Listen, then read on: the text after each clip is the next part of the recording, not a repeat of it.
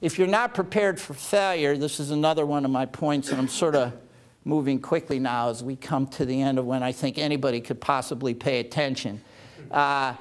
If you're not prepared to fail, if you're not prepared to make a fool of yourself almost, to have sort of a gut-wrenching public display of oops, you know, you're probably not going to maximize your potential. I could read you a whole bunch of quotes, but I don't want to take the time. Some of them are in our book about philosophers and people who sort of stand for the proposition that, you know, if you're not out there willing and able to embarrass yourself almost and stick your neck out from under the shell like a turtle pushing his neck out, if you're not prepared to do that, then, you know, maybe you're never going to find your potential, because failure is part of the game. And, you know, I can give you story after story after story of successful people who had really pretty painful failures in some cases. Abe Lincoln, nervous breakdown. His businesses went broke twice. His fiance died. For the first 3 or 4 public offices he ran, he was defeated. He ran for U.S. Senate, defeated twice. Thomas Edison, trying to invent the incandescent light bulb, failed the first 8,000 times he tried. On and on and on and on.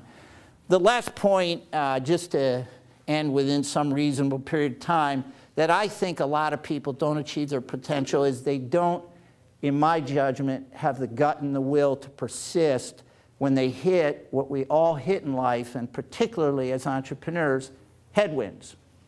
This is a real estate story. I was trying to develop a building in Shelton, Connecticut. I was into the deal, all financed. Again, this was back in the 80s. Those of you who were in real estate in the 80s, you wouldn't recognize today. In the 80s, you could pretty much get whatever money you wanted just by asking, you know, let alone you didn't even have to worry about appraisals or whatever the price of the building was, and you asked for the 95% debt, you'd get it. Well, I got it, and buying a $6 million building in Shelton, Connecticut.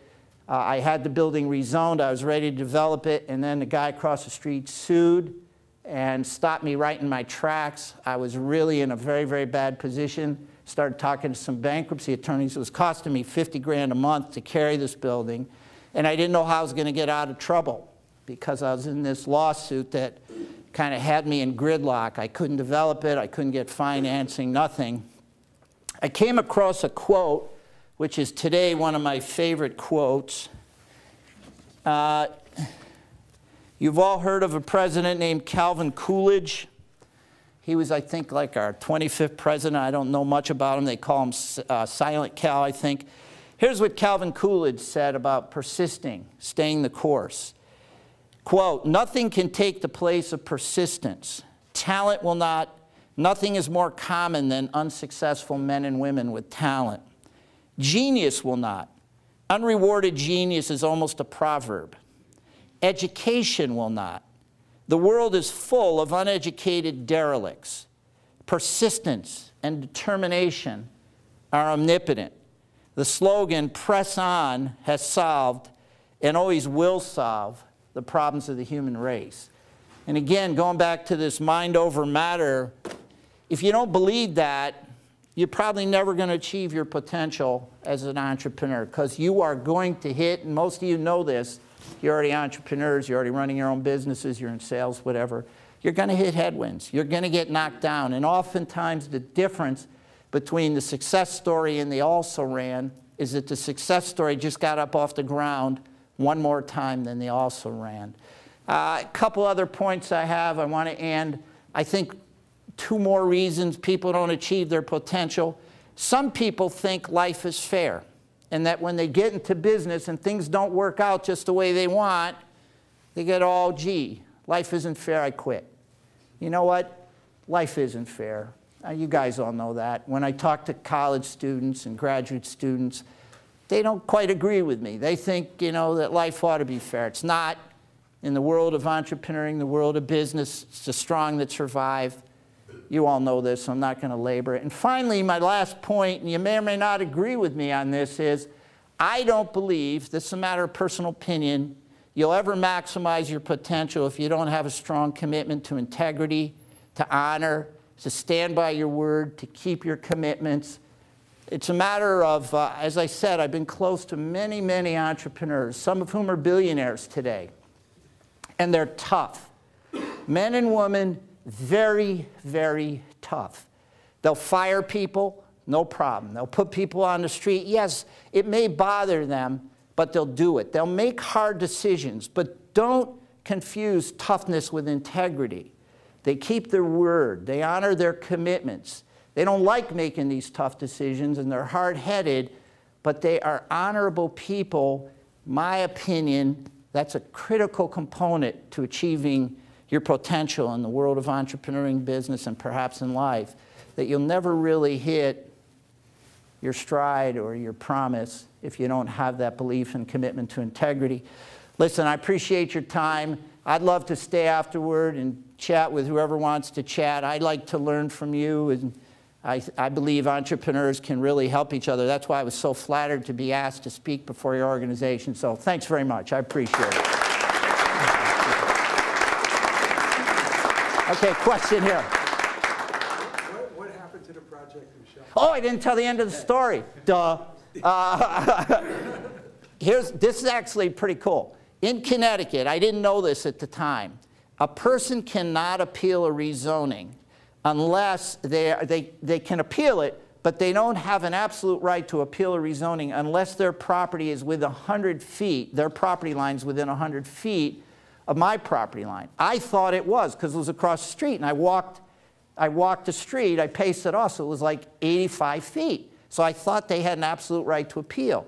Finally, as I read Calvin Coolidge and decided I got to, stay with this, I had a surveyor come, and he realized that the street was not the gap between our properties. The asphalt was 85 feet, but there was like 20 feet on both sides of the asphalt. The guy was not within 100 feet. The judge said, "You're just trying to hold this guy up for anti-competitive purposes," and the zoning appeal was dismissed. So I had a happy ending, didn't have to go to the bankruptcy court, although I was close. So, again, thank you. Do you have a question? Yes. Go ahead, yeah. I'm speaking about passion. Do you think it's possible to hate your passion at times? Hate it? Yeah. I mean, absolutely, like, why am I doing this? And then there's other times you absolutely love it. Boy, that's a great question. I don't know if hate's the right word for me. Hate, I think there are times, being an entrepreneur is a two-edged sword, I believe. It gets you out of bed in the morning with your head spinning, and you can't wait to get at it. That's the good side. And the bad side is it gets you out of the bed in the morning with your head spinning. So I don't know if hate's the word. There are times when I have such a fire in my belly that I'm so excited, I can't wait to get at it. And there are times when, that fire in the belly is almost debilitating, and, you almost can't get out of your own way at times. So I don't know about hate. By the way, I want to raise something I didn't have time to comment on. When we researched passion in successful people, we found, again, something freaky, like with the runners. I talked to, because in the story, The Skinny on Success, you're going to see there's a story. The hero of the story wants to be a stand-up comic.